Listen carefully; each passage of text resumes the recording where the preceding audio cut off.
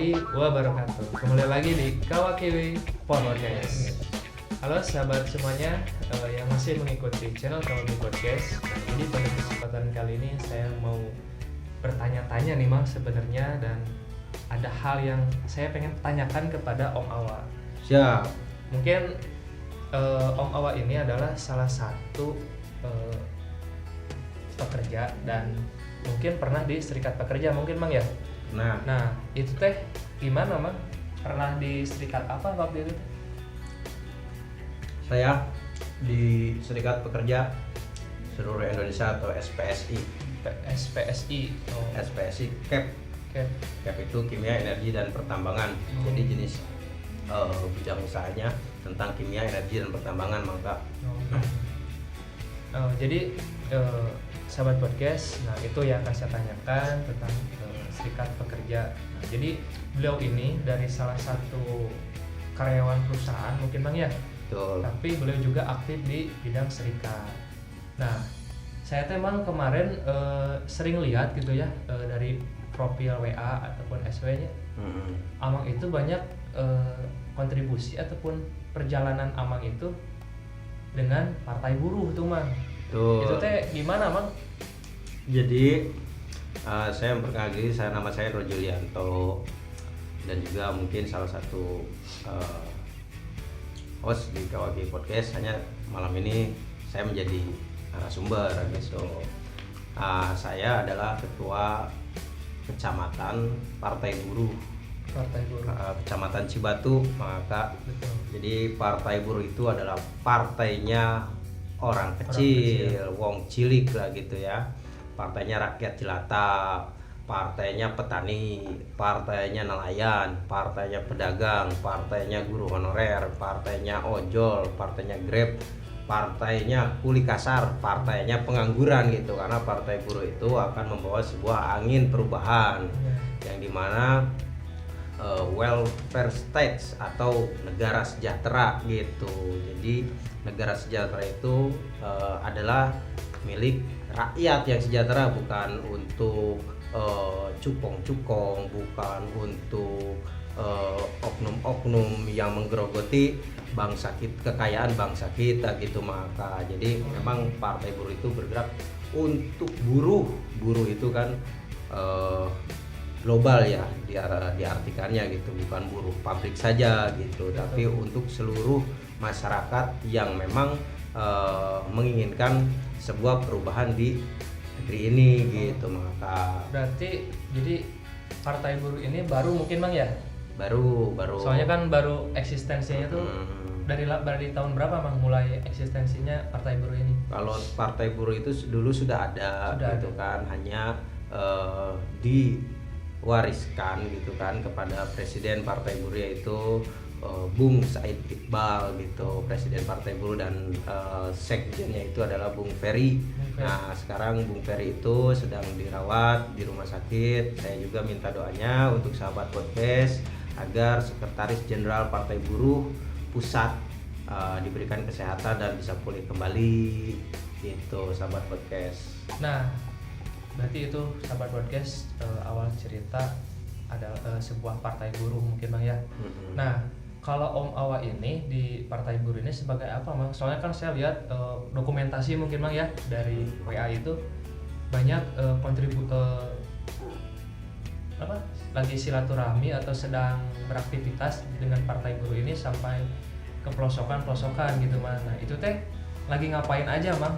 Ya intinya selain kita menggaungkan Partai Buruh ke masyarakat, memperkenalkan, sosialisasi, kita juga sering melakukan kegiatan-kegiatan sosial gitu kan, membantu masyarakat miskin gitu kan, sering menyampaikan aspirasi-aspirasi dari masyarakat kalangan bawah, apa kendalanya, betul, apa yang dirasakan gitu, sampai waktu para pedagang yang di situ Cigangsa pun belum mendapat hak ganti ruginya kita perjuangkan gitu. Maka di situ Cigangsa Cigangsa gitu. Itu teh di daerah Cempaka Mang ya? Cempaka. Maksudnya berarti Partai Buruh ini adalah salah satu partai yang menaungi semua buruh mungkin Bang ya. Bisa dibilang begitu ya. Tapi yang tadi saya katakan, buruh di sini bukan dikhususkan untuk buruh pabrik atau industri, tapi buruh itu seperti yang saya bilang, petani adalah buruh, ojol adalah buruh, gitu kan, guru honorer adalah buruh karena masih menerima upah, gitu. Nah, kenapa disebut partainya wong cilik atau partainya rakyat jelata? Karena mayoritas yang mendukung atau simpatisan partai buruh dari kalangan bawah gitu, menengah ke bawah gitu. Nah, jadi betul. Berarti soalnya saya baru tahu juga Mang tentang partai buruh ini. Nah, jadi kalau Om Awa di partai buruh sebagai apa, Mang? Saya ketua kecamatan Cibatu. Gitu, maka.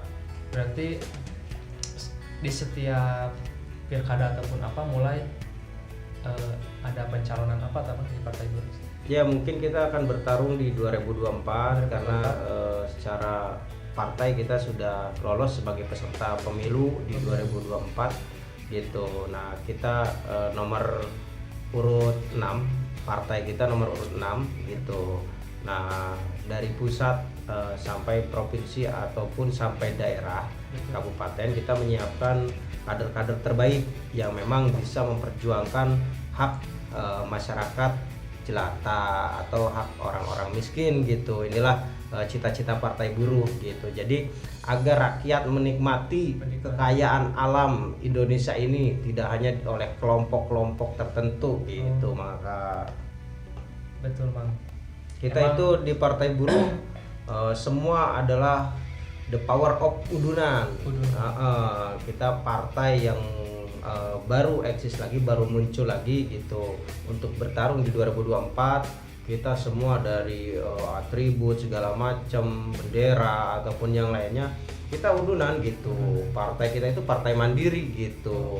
Jadi bisa lolosnya nanti bisa bertarung gitu. Itu karena kekuatan massa, kekuatan rakyat, kekuatan masyarakat, kekuatan elemen-elemen di dalam partai buruh gitu. Maka itu sangat luar biasa juga Bang ya. Alhamdulillah. Udah berapa lama Bang ikut bergabung di partai buruh ini Bang? Saya hampir 2 tahun, mau 2 tahun di partai buruh gitu kan. Dari merekrut massa di kecamatan saya untuk supaya lolos di syarat untuk kecamatan gitu. Udah hampir 2 tahun lah gitu sosialisasi saya gitu. Nah, jadi sahabat podcast mungkin sempat bikin dulu pernah bikin video ya atau konten dengan anaknya beliau adalah Tika dan Bintang. Dan beliau juga ya ini mungkin Bang ya salah satu alasan bahwa Om Awa ini jarang pulang, mungkin berbagi waktu tidak pulang karena ada kebutuhan di luar mungkin Bang ya. Betul. Nah, jadi kesibukan di luar. Jadi tidak semata keluar rumah tidak mengerjakan sesuatu mungkin Bang ya. Ya. Dan tentunya Om Awa ini sangat elegan dan sangat bagi saya mungkin sangat gimana ya, waktu yang bikin saya heran itu ya. Kok beliau ini bisa mengatur waktunya gitu Bang. Dari sudah bekerja di sebuah perusahaan dan ikut juga di serikat pekerja mungkin Bang ya.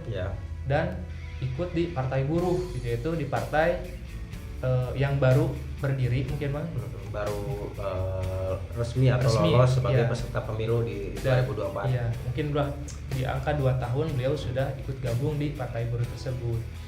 Nah, mungkin itu Mang yang akan saya tanyakan. Setelah itu saya juga pernah melihat bahwa Om Awa ini pernah ikut gabung juga Mang ya di Ormas apa Bang dulu tuh? Pemuda Pancasila. Itu untuk waktu membagi waktu itu Bang hanya waktu libur bekerja apa gimana itu Bang? Jadi saya masih aktif ya bekerja di salah satu perusahaan. Nah, saya maksimalkan waktu pulang kerja. Kadang ada overtime atau lembur, saya nggak lembur untuk bisa bagi-bagi waktu. Karena di umur saya mau menginjak 33 tahun Ya. dengan memegang beberapa organisasi itu memang cukup berat ya, membagi waktu yang dimana posisi saya itu memang posisi vital gitu di Partai Buruh Kecamatan Cibatu. Saya sebagai ketua. Tahun lalu saya di Ormas Pemuda Pancasila Kecamatan Cibatu sebagai ketua. Nah sekarang di Ormas Pemuda Pancasila saya di Kabupaten membidangi Badan Buruh dan Pekerja Pemuda Pancasila.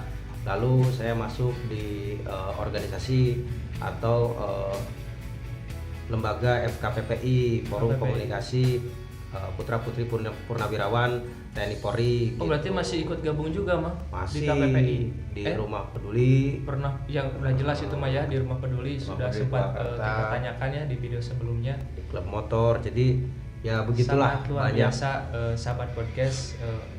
Sebenarnya sih seharusnya ya yang menanyakan itu adalah Om Awa kepada tamu berikutnya. Cuman terhubung ada rasa ingin bertanya, nah mungkin kita bertanya langsung kepada Om Awa ini. Jadi Om Awa ini sangat luar biasa mengikuti ataupun ikut semua organisasi dari klub motor, relawan, ormas mungkin bang ya, ormas di Pemuda Pancasila, dan ikut juga yang bikin salutnya itu beliau juga masih menyempatkan dengan ikut bergabung di Partai Buruh Bang ya. Ya.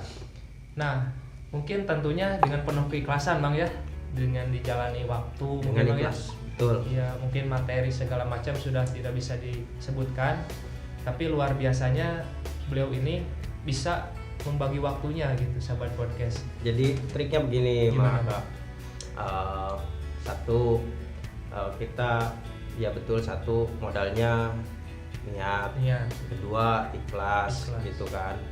Karena poin positifnya kita masuk organisasi, buat saya pribadi ya, apa yang kita tidak dapat di bangku kuliah, karena saya sekolah cuma sampai SMA maka.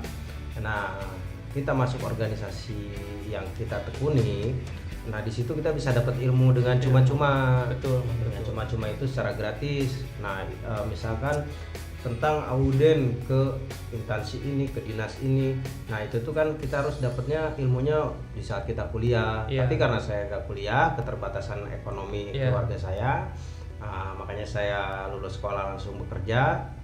Nah saya masuk organisasi, di situ banyak ilmu yang kita dapat, yang harusnya kita kuliah, kita nggak harus kuliah, tapi kita dapat ilmu. Gitu mengangkat. Betul Mang, betul. Itu yang kita harus apresiasi. Kayak Mang Kempes dulu Mang ya, kita sempat sharing bahwa beliau juga menjadi seorang mekanik awalnya otodidak dulu, baru sekolah. Nah itu keunikannya. Dan ternyata sahabat podcast bahwa Om Awa juga sangat luar biasa gitu, bahwa di perjalanan beliau tidak patah semangat untuk bekerja, sekolah berhenti, tidak lulus SMA tidak langsung kuliah, tapi beliau terjun bekerja dan mulai belajar di organisasi tersebut mungkin Bang ya, memahami alurnya seperti apa langsung di lapangan. Karena kalau kata Rocky Gerung, gimana Bang? Sekolah itu bukan tanda orang pernah berpikir. Nah, sekolah itu tanda orang, ijazah itu tanda orang pernah sekolah, bukan tanda orang pernah berpikir gitu. Nah, kalau saya mah ada Mang, ya itulah ya di dunia ayeuna gitu. Menurut saya secara pribadi bahwa pintar juga nggak cukup, tapi kita harus kreatif. Kreatif itu seperti apa? Ya mah berbagi cerita Mang ya. Saya secara pribadi kan anak motor juga, sering touring, sering traveling sama keluarga ataupun sama saudara-saudara saya di Rebel Blaster MC. Nah jadi ketika motor pare mah menjus, kalau kita nelpon sana panik, ya itu walaupun kita pintar gitu Mang ya, tapi kalau kitanya tidak kreatif, ya kita percuma gitu. Tapi kalau kita kreatif, ya kita solusinya mencari bengkel terdekat gitu, tanpa menghubungi orang-orang yang sedang jauh di lokasi tersebut. Itulah penting buat kita juga sahabat podcast untuk belajar untuk kreatif gitu dalam bidang apapun gitu. Lebih ke bagi saya tidak harus jadi orang pintar.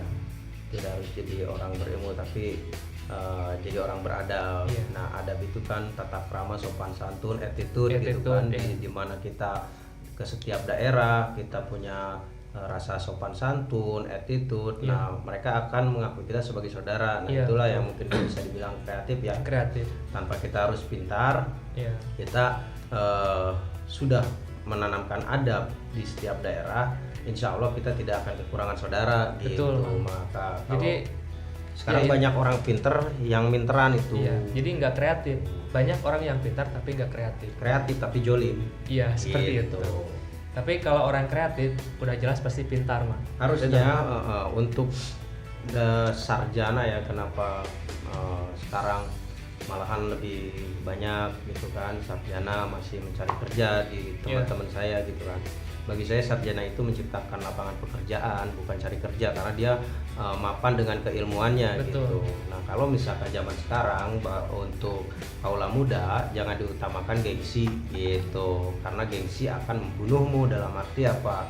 Kita lihat orang-orang yang lulusan SD itu tidak pernah mengenal gengsi gitu kan. Yang lulusan SD suruh macul mau, suruh kuli bangunan mau, suruh punggal panggul di pasar mau gitu kan. Itu tapi kan kalau misalkan kita punya titel pendidikan tinggi, gengsi malu gitu. Jadi kepintarannya itu tidak bisa tersalurkan sahabat podcast. Jadi kan di era globalisasi sekarang itu kan 2020 sebenarnya sampai ke depan era globalisasi itu di mana masyarakat atau anak-anak muda diutamakan mengedepankan skill. Persaingan itu ada di skill gitu. Kalau misalnya kita tidak kreatif, yang tadi Maka bilang tidak memiliki skill, kita akan kesulitan di era persaingan gitu. Apalagi era sekarang era digital. Betul, gitu kan. Untuk mencari kerja sulit gitu. Nah, kalau kita tidak kreatif nanti ya kita stuck dengan cari kerja gitu. Padahal bagi saya, walaupun saya kerja di pabrik gitu kan, sudah punya penghasilan tetap. Nah, kalau kita kreatif, kita berwirausaha, dagang. Jadi kalau kata orang bijak, kalau kita berdagang, sekecil apapun penghasilan kita tetap pengusaha. Tapi kalau misalnya kita kerja, mau sebesar gaji, apapun, betul, tetap kita adalah kuli gitu, Betul, Mang. Ya, jadi sahabat podcast, mungkin seiringnya waktu saya bertanya tentang keseharian atau kesibukan beliau menggeluti dunia organisasi di semua bidang. Jadi kita juga sharing kepada kalian semua tentang kehidupan. Nah, jadi sahabat podcast, mungkin nanti kita next ya Mang ya di video selanjutnya. Terima kasih banyak kepada Om Awa yang sudah sama-sama selalu hadir di KOK Podcast. Saya undur diri, saya Mang Aka. Saya Hendro Julianto. Saya pamit. Wabillahi taufiq wal hidayah. Wassalamualaikum warahmatullahi wabarakatuh. Kawakiwi Podcast.